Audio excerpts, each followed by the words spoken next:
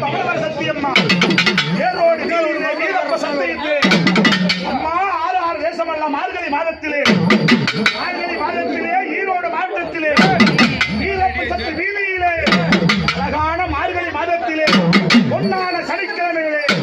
உச்சி உடம்பாறு ஏந்தி உச்சி சாமி ஏந்தி உச்சி கருப்பண்ணவாறு உச்சி மகமாரி வராது ரூபம் உண்டு கண்ணு சிவசரக்கா